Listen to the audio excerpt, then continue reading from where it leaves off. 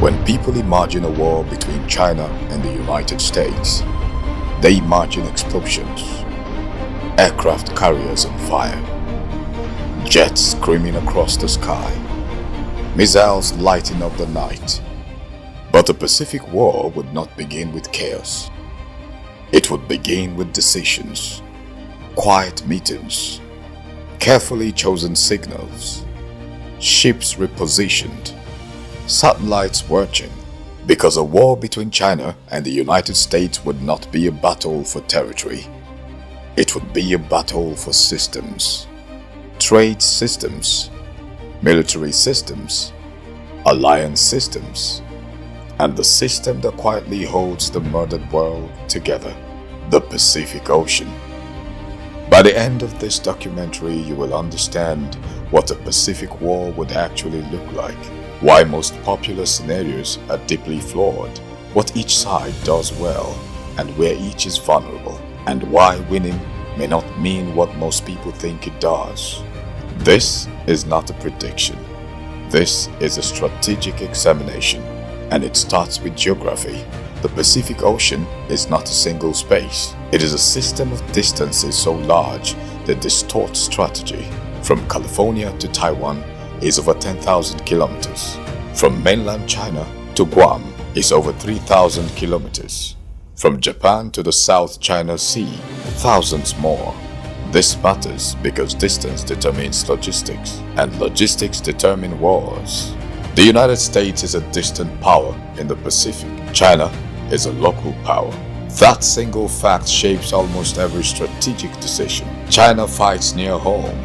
America fights across oceans. Neither advantage is absolute, but both are decisive. Before asking who wins, we need to define the question.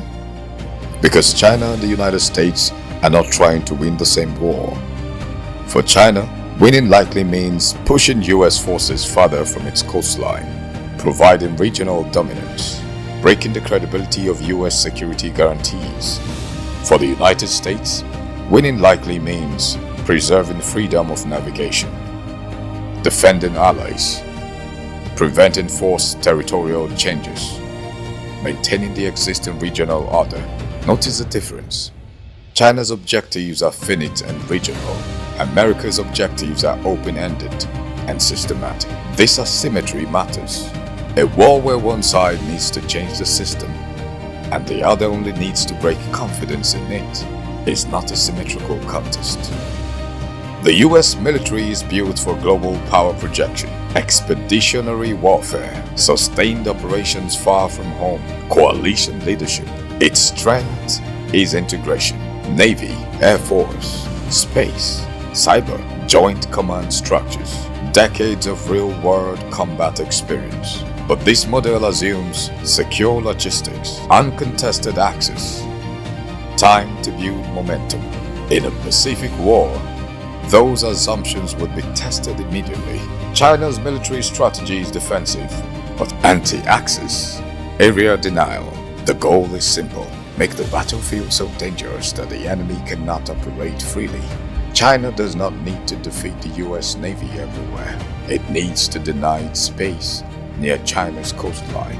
This includes long-range missiles, dense air defenses, submarines, cyber and space disruption, layered sensor networks. This is not about matching US power. It is about shaping the environment. At this point, many people assume the answer is obvious. It isn't, because technology changes how wars are fought, but not why they are won. No Pacific War is bilateral. Japan is central. Australia matters. The Philippines matter. South Korea matters. Guam matters. And Taiwan sits at the center of it all. The United States does not fight alone, but alliances introduce complexity, political hesitation, domestic constraints, escalation fears. China understands this. A key Chinese objective would not be military destruction, but political hesitation. If allies delay access, limit basing, or restrict operations, the balance shifts rapidly. Wars are not won by weapons alone. They are won by decisions made under pressure. Taiwan is often framed as the cause of conflict. It is better understood as the keystone. Geographically, Taiwan sits astride key shipping routes, access points to the Pacific, China's eastern seaboard.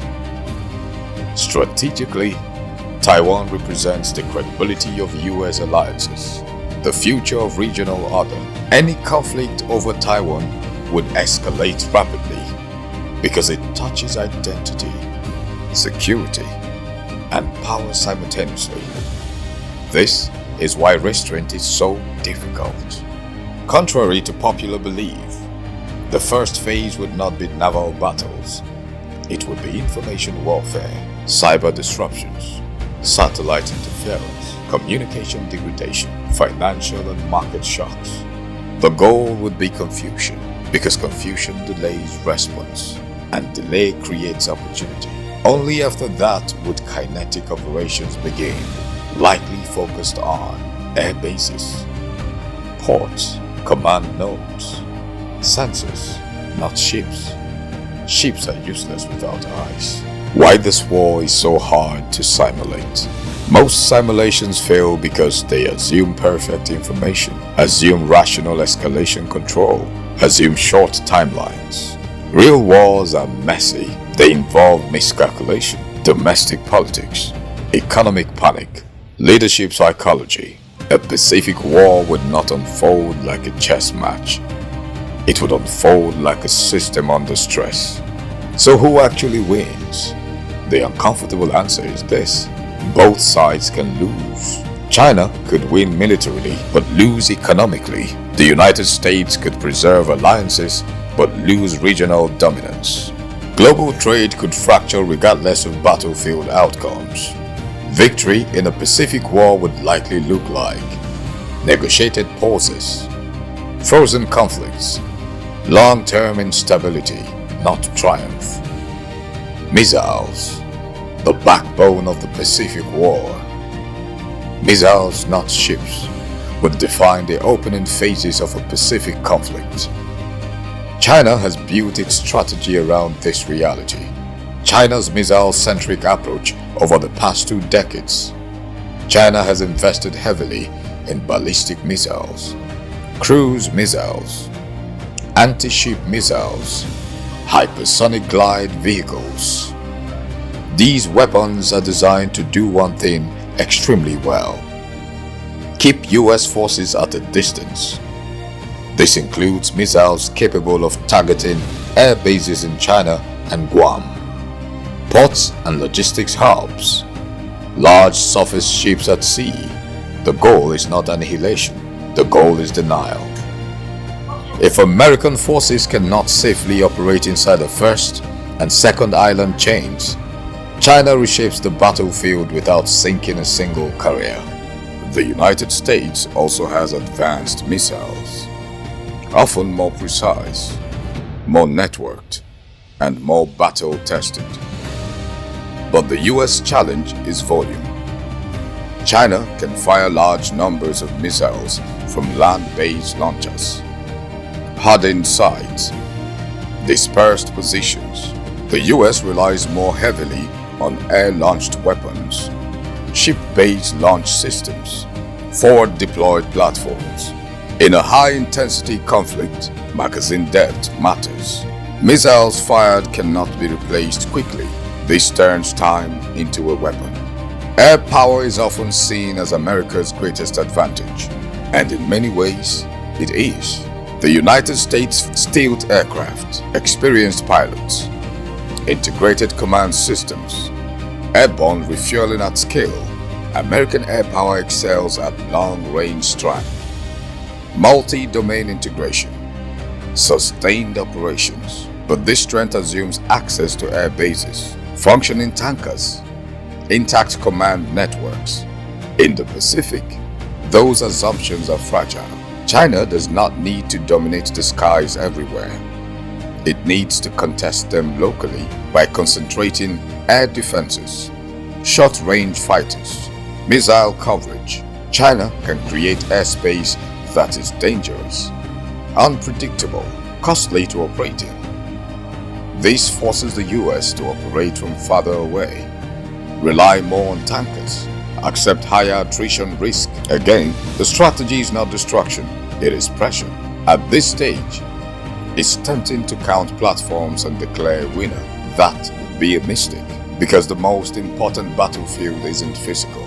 Modern warfare runs on satellites, navigation, communication, early warning, remove space access, and advanced militaries begin to stumble.